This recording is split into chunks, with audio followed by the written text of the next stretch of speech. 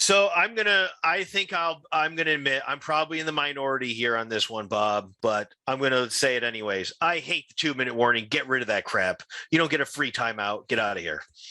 Well, you know what? I guess it's for the sponsors more than anything. They just want to, Not more airtime, yeah. Yeah, no, and which is exactly the the reason to league get rid gets of it. money for it. So I think why don't you just give the teams 4 timeouts then? Right. If you want that extra airtime, they're probably going to use them. I think I read once where the NFL, like when you go to a game, there's only 1 hour of consistent running time out of the 3.5 hours. Oh yeah. Live play is very low. It's not long at all. Right. Everything is the setup and the breaks and the changing of the sides and there's a lot of action that happens that has nothing to do with play. I mean, the 2-minute warning can help teams at times if they need to stop the clock, but I wouldn't mind seeing them get rid of it either. Be in a better position to win. I know college doesn't do it, and the games are still exciting down the wire type thing. Right. College needs to do a little better with the clock. I think this whole stop the change first down stuff's got to stop. I mean, okay, just let the clock run. These games are lasting. I don't have a problem with that. Why? The games are like these colleges are running all this spread pass. These games are lasting like 4 hours, and you need to stop the clock when you get a first down. I don't know. I don't like it. Well, you know what? I don't mind a game going long. That doesn't bother me at all. But I don't really care about. It's fine with me. If they want to stop, it's only stop for a second, Rob, and then they just Well, that's what in college football's credit. That's what they've. I don't know if the NFL has done this, but in college, if you go out of bounds before a certain amount of time, end of the half, end of the game, the clock will just keep going. The clock in the NFL. Out of bounds under a certain amount of time in college will stop. The year before the Bills played the Giants in the Super Bowl, it was every time you stepped out of bounds. Every time you went out of bounds, it stopped. Yeah, I remember that. And then people complained about, too long. And it ended up costing the Buffalo Bills a Super Bowl because if they had just a couple more plays, because they said it would take 10 or 15 plays out of every game. The Bills were driving at the end of that game. They would have won it. If they just had a couple more plays, they wouldn't have had to settle for a field goal. Kelly would have ran them in or threw the ball, and they would have scored. And all of history would have changed. All of history would have changed. The Giants would not have won that game. But, again, the Giants are lucky, just like the Yankees, and they got the benefit. And I don't actually like it when you don't stop the clock when you run out of bounds. I think they should change that back. At all times. How about what if it's like college where under a certain 5 minutes or something, it stops? I can't remember what the exact time is. No, the minute you go out, I think it should stop no matter Stop what. the clock? Okay. Anything else with football? I'd like to see the change gone. I'm tired of the change too. I'm good with that. I don't, you know what too? I don't like you can push the guy out of bounds and it doesn't count when he's in the air trying to catch the ball, the wide receiver. Oh, that's a great one. I agree with you, Bob. That's a good point. If you're inbounds in the air and hold the ball, I like that change. I mean, if you're inbounds and you're going to come down inbounds and he knocks you out, you should be called inbounds. You did everything right and they penalize you and call it incomplete, which to me is just wrong. Yeah, I agree. You know what I'm saying? If you initiate entering the air inbounds, catch. I agree. Catch. And they don't do it now. And I think and that allows for pass interference because they're pretty much draped all over them, pushing them out. That's bad. If you hit a receiver before that ball touches him or gets there, that's pass interference or holding. It's something.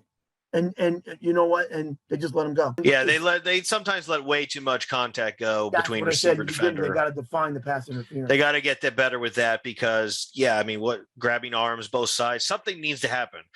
Maybe if there's a grabbing of both sides, it's a redo or something. I don't know, but I agree. They got to clean that up. Anything else with football you can think of? I don't understand. Also, why can't you advance a fumble on offense? In the old days, you could. I just think they should be able to do that. I do. And they don't, if the offense, you can't advance it in, or if the defense gets it up, they can't run it or something like that. I think that's stupid too. If you get it, you can pick it up. You could just be able to run it in. You can't advance a fumble in the NFL. Yeah, I think it's what is it on offense? You can't advance it. No, maybe on defense you can't. It's something like that. Wait, so if I'm the ball carrier, I fumble and I pick it up, I can't keep going. A lot of times they'll just put it back on the spot where you picked it up, even if you run it in, which is and even that's inconsistent. Sometimes they'll kind of do it, and then sometimes they kind of won't.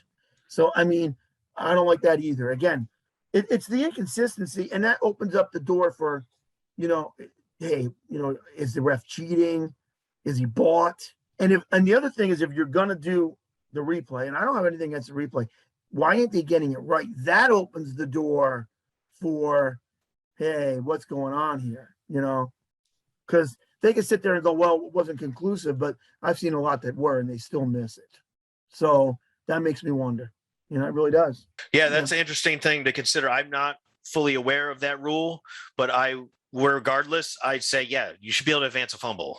Whatever, offense, defense, if they scoop it up, go wherever. I don't know about that. Another thing I would like to see, I do not like the college football overtime format.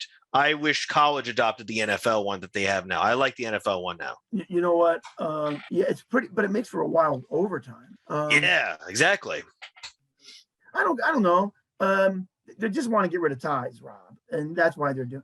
I don't think the NFL should have made it 10 minutes.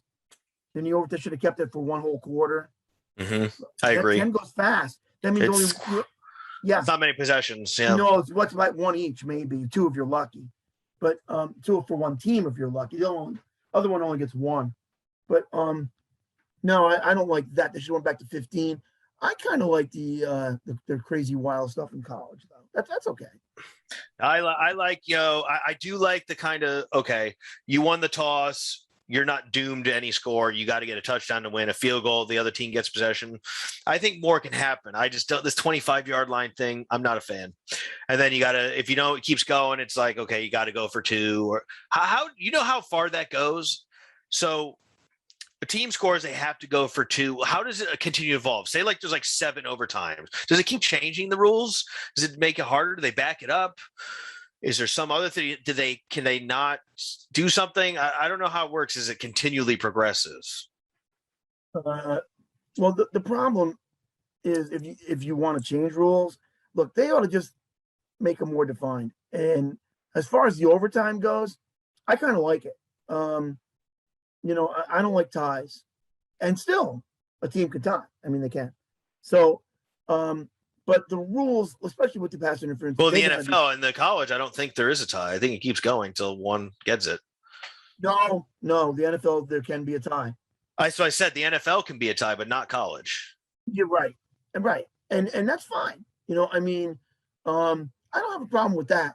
The problem is because not a lot of smart people are on the rules committee in any sport, they should just go back to the way it was, more defined. But what they do is they come up with crazier and dumber ideas to confuse the issue more. People do that in life too. If instead, like if something is right and they decide to do something else, thinking it's more right and it turns out wrong, they go, well, it was wrong because of this. So we'll just try something even greater or different. No, it was wrong because it was right the first time and you jumped off the ship, you idiot. You need to go back on the ship. And nobody does that. I just think that I kind of like those rules, Ron. I just think that the pass interference and stuff like that. I'd rather have the college overtime than have ties. I mean, Syracuse basically didn't lost the national championship on a tie because Auburn cowardly kicked a field goal in the '87 Sugar Bowl. So if there was overtime, though, Pat tie-dye probably would have just kicked the extra point, tie, send to overtime, and then it would have happened. Who knows?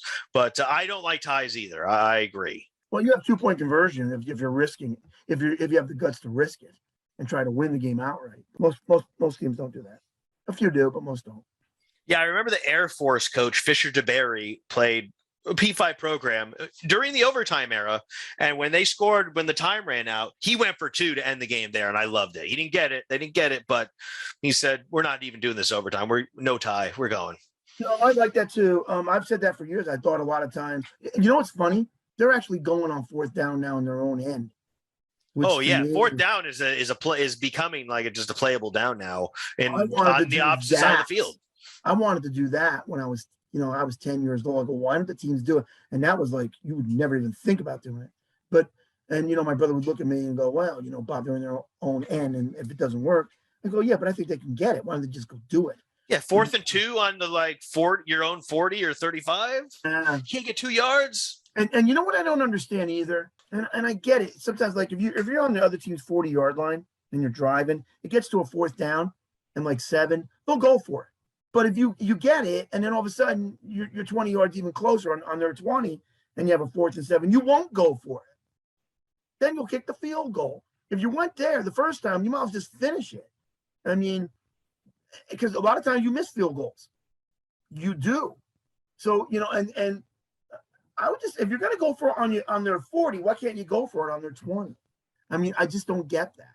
There's a D3 coach out there. The name escapes me, the school escapes me, but I just know what he does. He almost never punts. It's extremely rare that he punts. He always pretty much goes for on 4th down, and it's pretty awesome. It's pretty fun. I love it.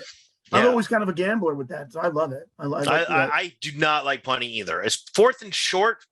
Anything 4th and 3, 2, 1, I'm going for it. Yeah, right. I'm aggressive with that too. I've always liked it.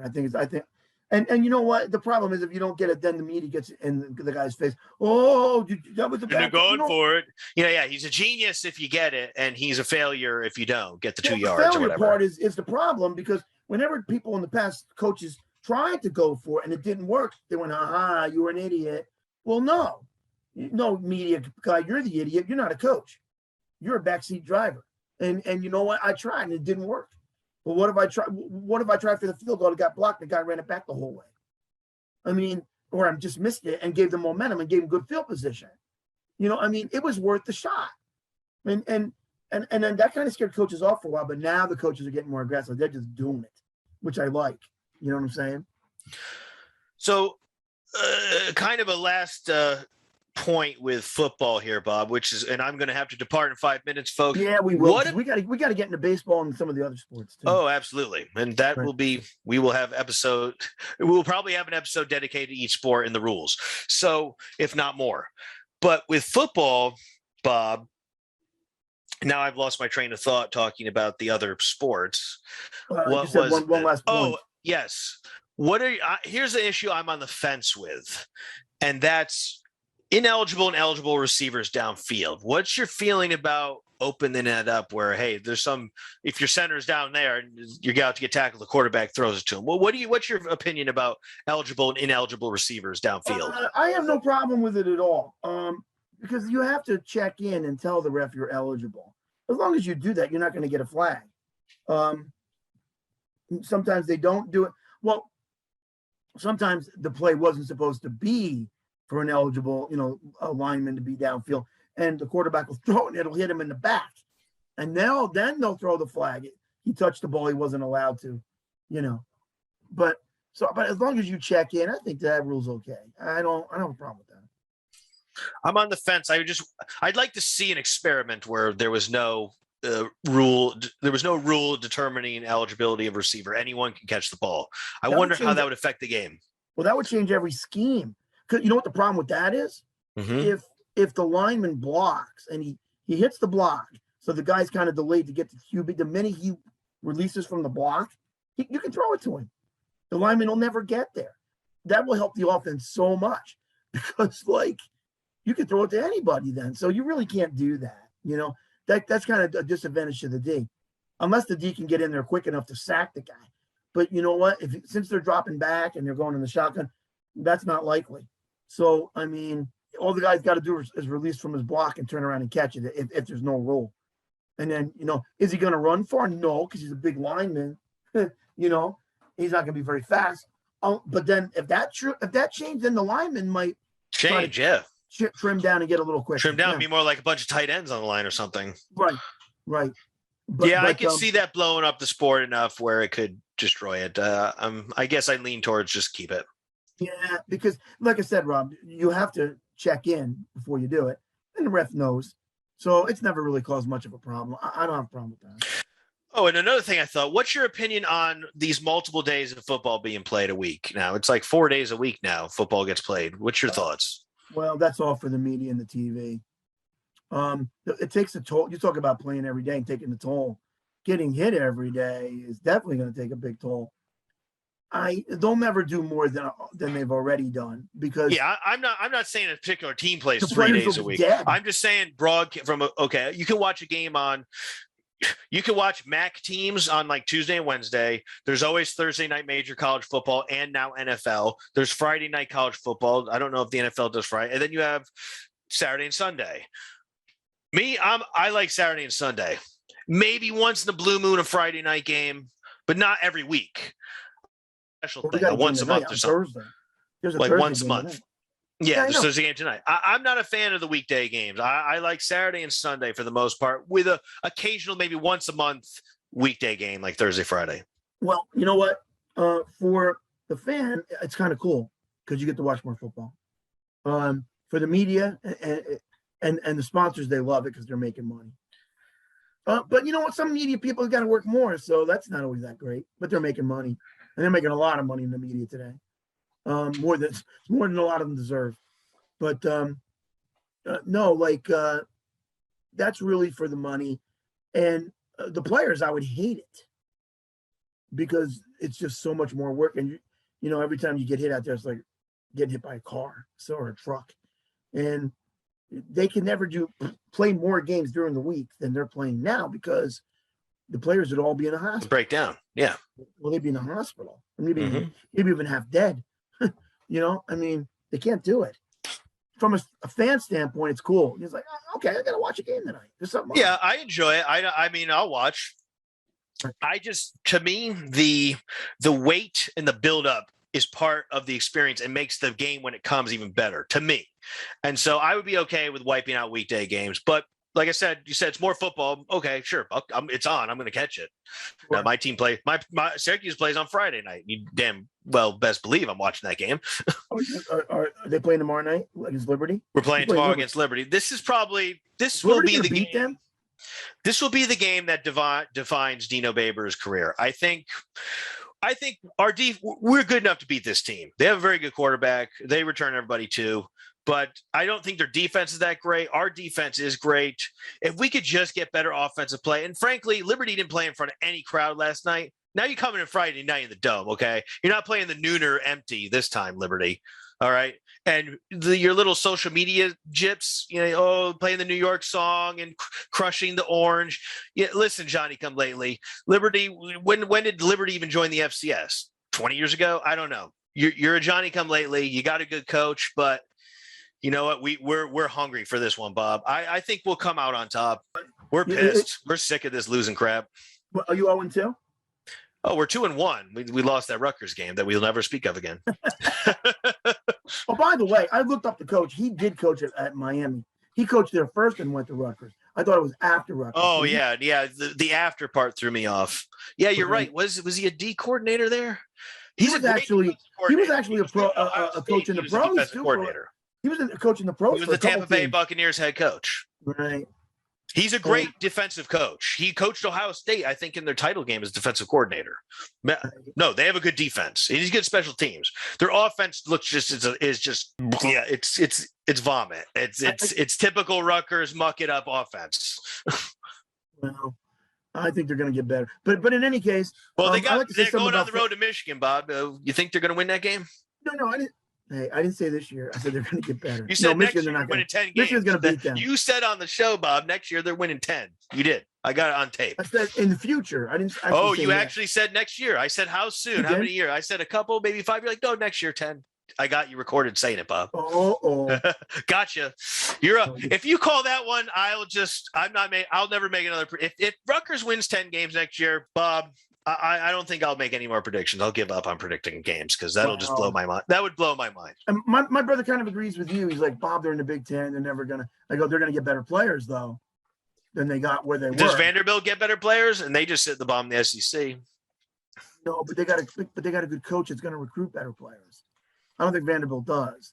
But you know what? You keep saying he's a good coach. He's a good defensive coach. I don't think he's a good head coach. Well, you can get him in, though. Didn't you even say on the show he's a pretty good recruiter? He's a decent recruiter, yeah. Okay.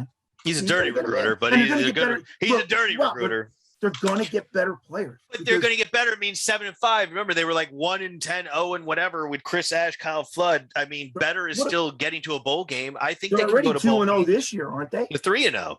3-0. That doesn't mean anything. You got Penn State, Michigan, Ohio State, Michigan State coming up. 3-0 what? It's not going to start. Let's think about that. Ohio State's not that good. If the game's at home, they can beat them. That's one. No way.